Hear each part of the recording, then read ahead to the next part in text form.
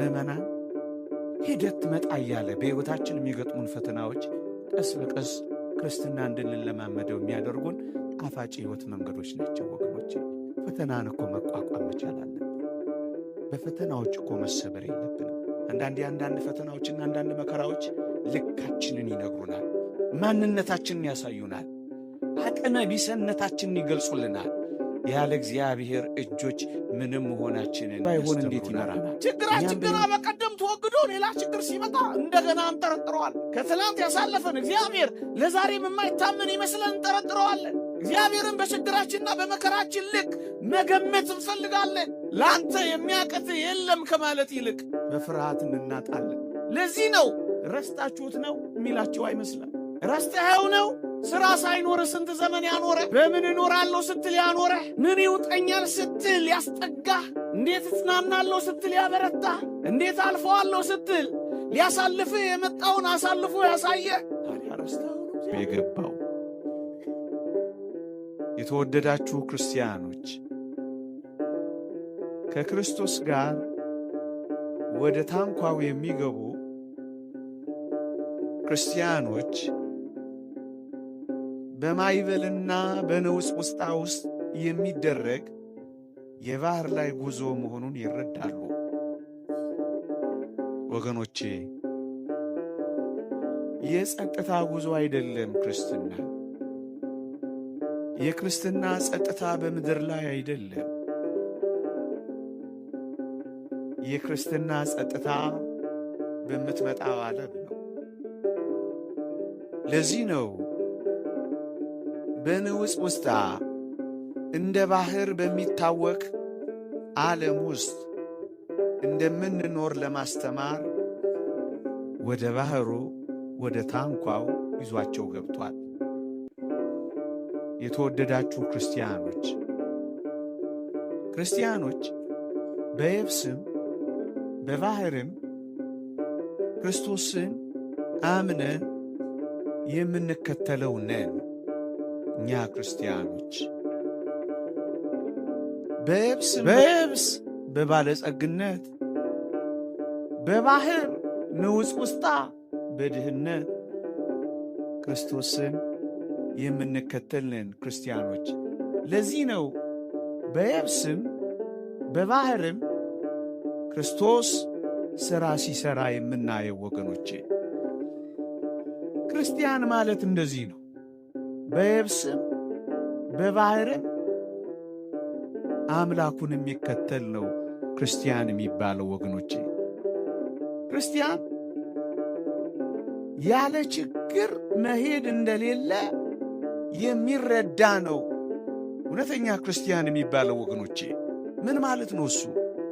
ማይበል እንደሚነሳበት፣ ንውጽ ውስጥ እንዳለበት፣ ታላቅ መናወጥ እንደሚነሳበት የሚያምንና የሚረዳ ነው ክርስቲያን የሚባለው ወገኖቼ።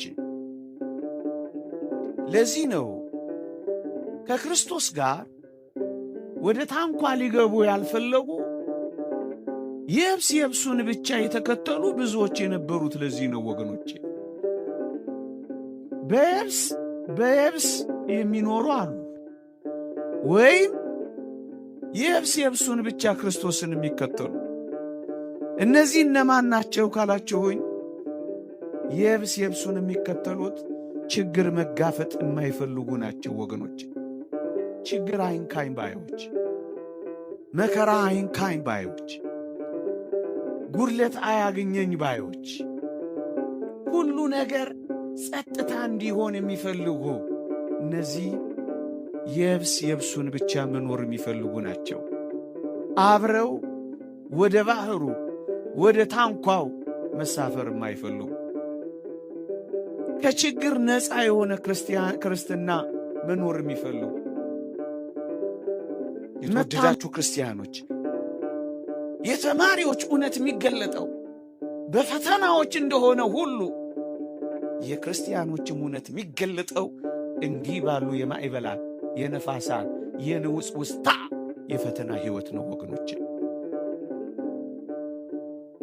ማንነታችንን የሚገልጠው እሱ ነው። አንድ ሊቅ እንዳለው ወይም መጽሐፍ ቅዱስ እንዳለው እንዲህ ይላል፣ በዚህም እጅግ ደስ ይላችኋል። ነገር ግን በእሳት ምንም ቢፈተን ከሚጠፋ ወርቅ ይልቅ አብልጦ የሚከብር የተፈተነ እምነታችሁ ይላል። አያችሁ፣ ለምን ወደ ባህሩ ማዶ ይዟቸው ወጣ? የተፈተነ እምነት እንዲኖራቸው ነዋ። ወገኖቼ፣ የተፈተነ እምነት ያለው ሰው ነው በፈተናዎች መካከል ከክርስቶስ ጋር የሚኖር። ያልተፈተነ እምነትማ ገለባ ነው። በድህነትም ሲያመልኩት፣ በብዙ የጤና መታወክም ሲከተሉት፣ በተፈተነ እምነት የሚኖሩ ክርስቲያኖች እንዲሆኑለት ነው። ወገኖች፣ የተፈተነ እምነታችሁ ኢየሱስ ክርስቶስ ሲገለጥ ለምስጋናና ለክብር ለውዳሴ የሚገኝ ዘንድ አሁን ለጥቂት ጊዜ ቢያስፈልግ በልዩ ልዩ ፈተና አዝናችኋል ይላል።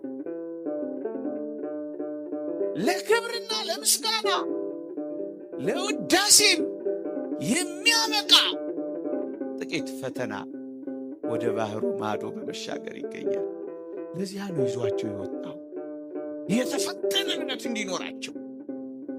ምዕመናን፣ በሕይወታችን የሚገጥሙን የትኞቹን ፈተናዎች አምላካችን እስካለ ድረስ አይደፍቁንም። እሱ ነው ተስፋችን እኮ ወገኖቼ።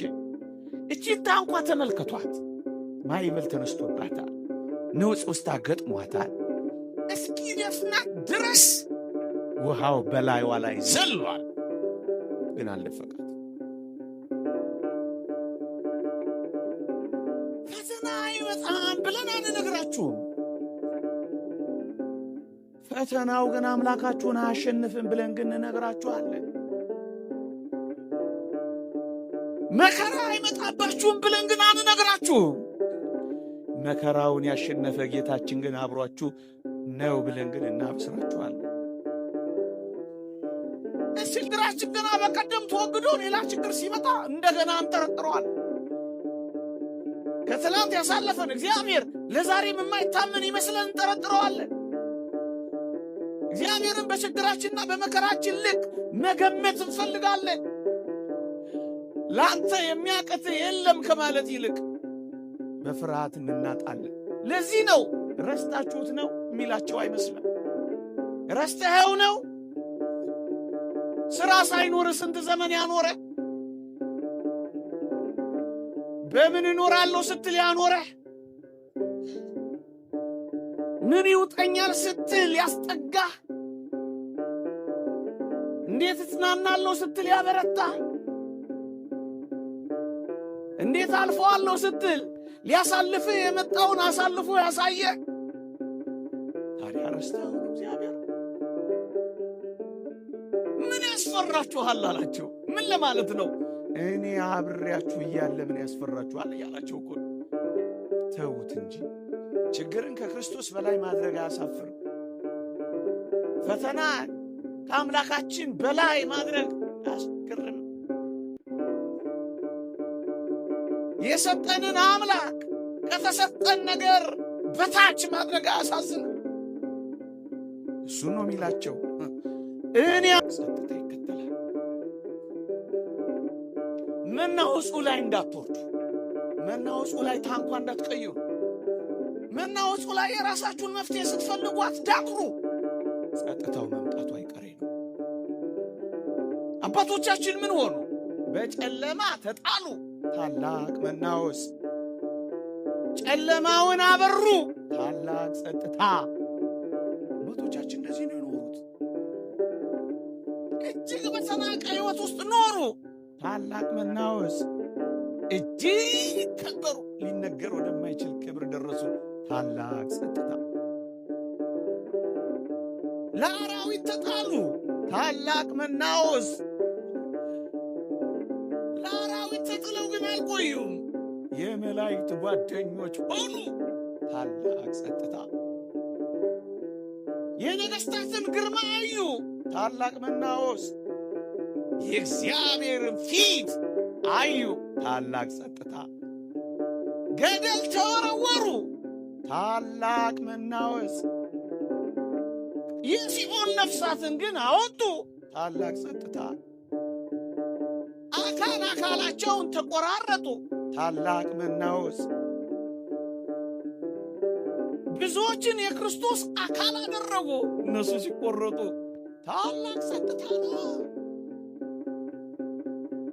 ታላቅ ጸጥታ ነው።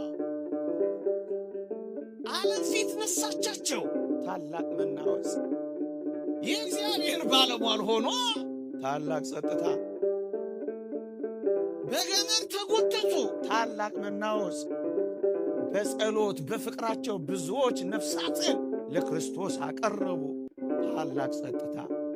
ዘለፋን እንደጠገቡ። ታላቅ መናወጽ። ዝማሬ መላእክትን ሰሙ። ታላቅ ጸጥታ። የትኞቹንም አባቶች ሕይወት ተመልከቱ።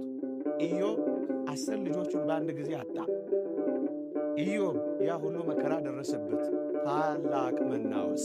ታላቅ ሊነገር የማይችል መናወጽ።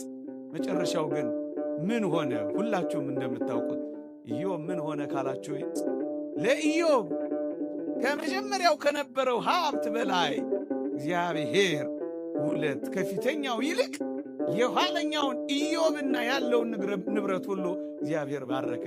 ታላቅ መናወጽ፣ ታላቅ ጸጥታ ሆነ። መጽሐፍ ቅዱስ እንደ ኢዮብ ሴቶች ልጆችም ያሉ የተዋቡ ሴቶች በአገሩ ሁሉ አልተገኙም ይላል። ታላቅ ጸጥታ። እግዚአብሔርም ቀድሞ በነበረው ፈንታ 2 እጥፍ አድርጎ ለኢዮብ ሰጠ ይላል። ታላቅ ጸጥታ። አብረ ከክርስቶስ ጋር ወደ ታንኳው ከወጣህ ማይበሉ ንውስታው ፈተናው የምትቀበል ክርስቲያን ከሆንክ ጸጥታው አይቀርም፣ ጸጥታው ይመጣል።